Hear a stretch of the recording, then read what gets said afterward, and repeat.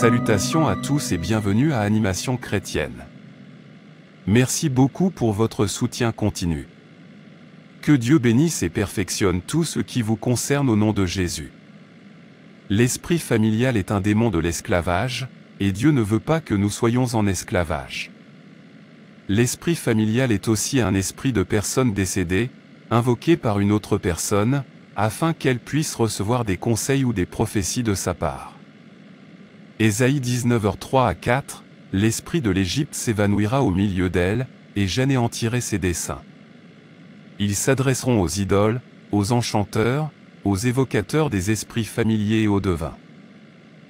Tu seras humilié, tu parleras de la terre, et ta parole s'abaissera de la poussière, ta voix sortira de la terre comme la voix d'un fantôme, et ta parole chuchotera de la poussière.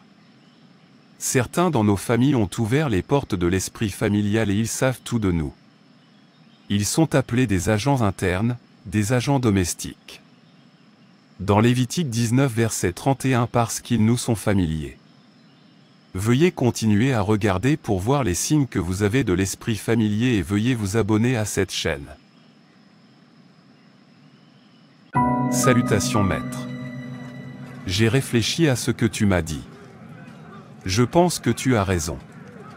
Je suis venu me prosterner devant les dieux et demander leur protection pour ma famille. Tu as pris une bonne décision. À partir d'aujourd'hui, les dieux seront toujours avec ta famille.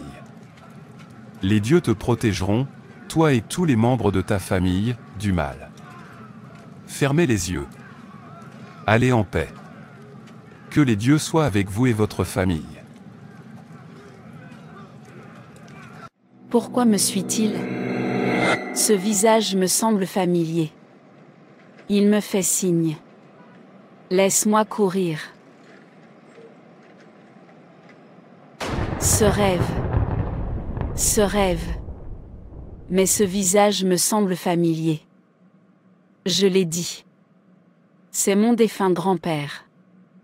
Il est mort il y a de nombreuses années. Je ne pense pas que ce soit un bon rêve. Le premier signe est que vous voyez fréquemment des morts dans vos rêves.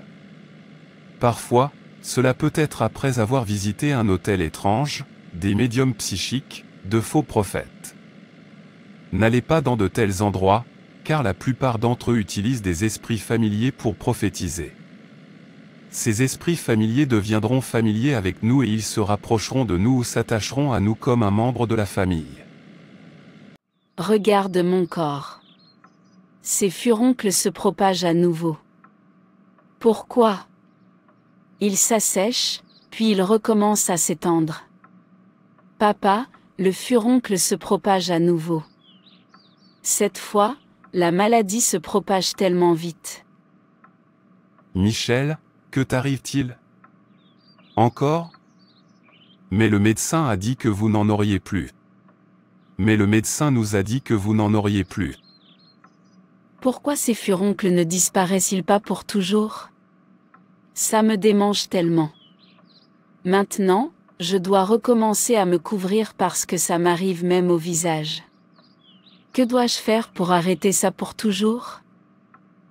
Tu dois voir le médecin immédiatement. Le médecin saura mieux le faire. Allons-y.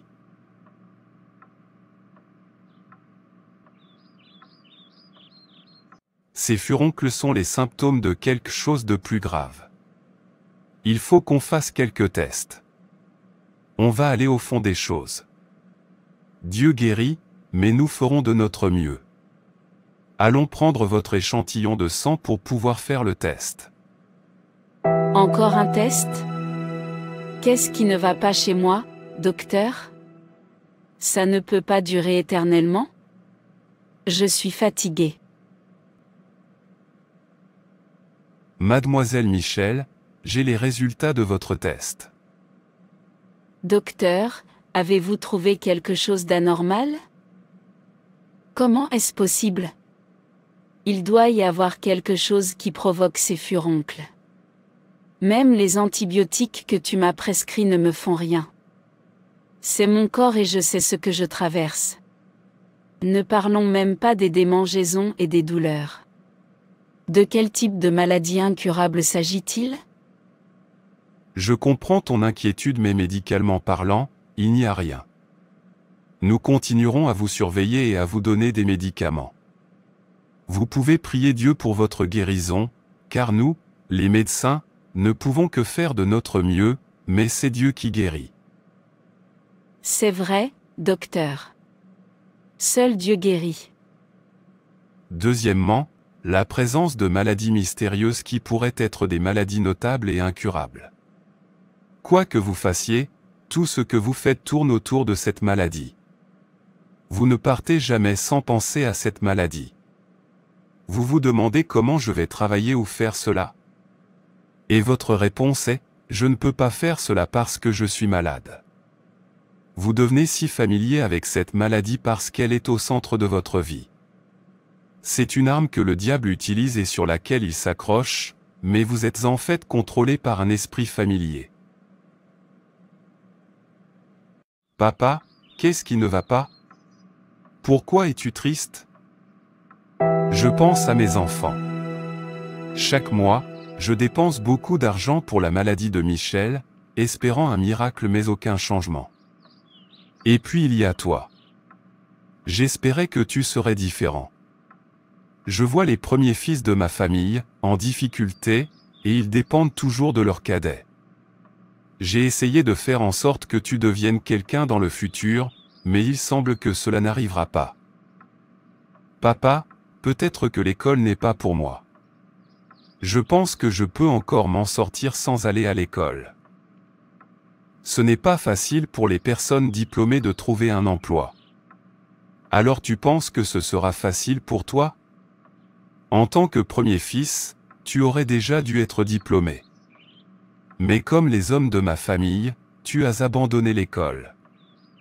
Pourquoi ne peux-tu pas t'asseoir et lire? Pourquoi échoues-tu dans toutes tes matières? Papa, tu as déjà dit que les premiers fils de notre famille sont toujours ennuyeux et qu'ils abandonnent l'école. Cela répond à la question. Ne t'inquiète pas, je réussirai en affaires. Qui t'a dit que tu réussirais en affaires? Ne sois pas surpris si tu deviens pauvre comme eux. Je pense même que c'est une malédiction ou un modèle générationnel. J'ai abandonné l'école il y a longtemps. Comme j'échoue toujours, je préfère essayer de faire des affaires. Patrick, pourquoi? Je ne te permettrai jamais d'être comme l'aîné de ma famille. Vous devez exceller. Vous devez vous démarquer.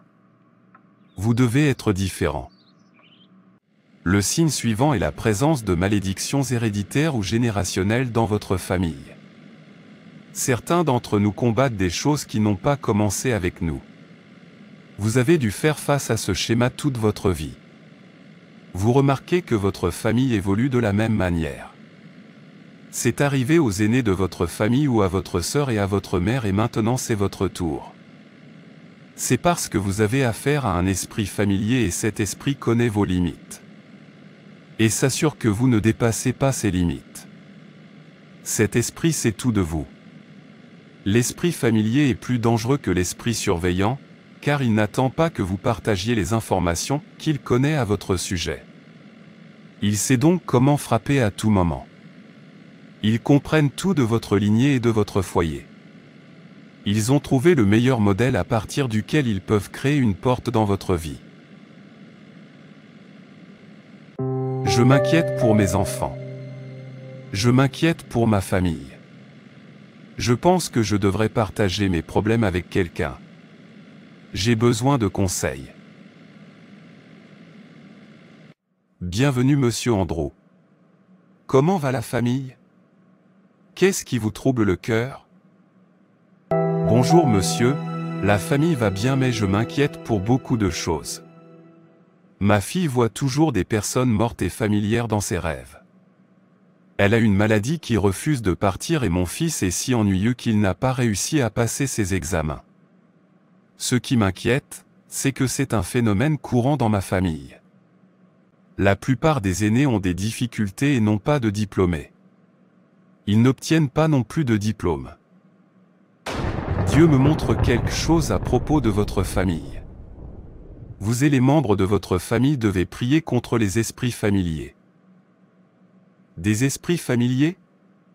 Qu'est-ce que cela signifie? Un esprit familier est un esprit qui connaît sa victime. Cet esprit est assigné à une personne en particulier et il sait tout de cette personne.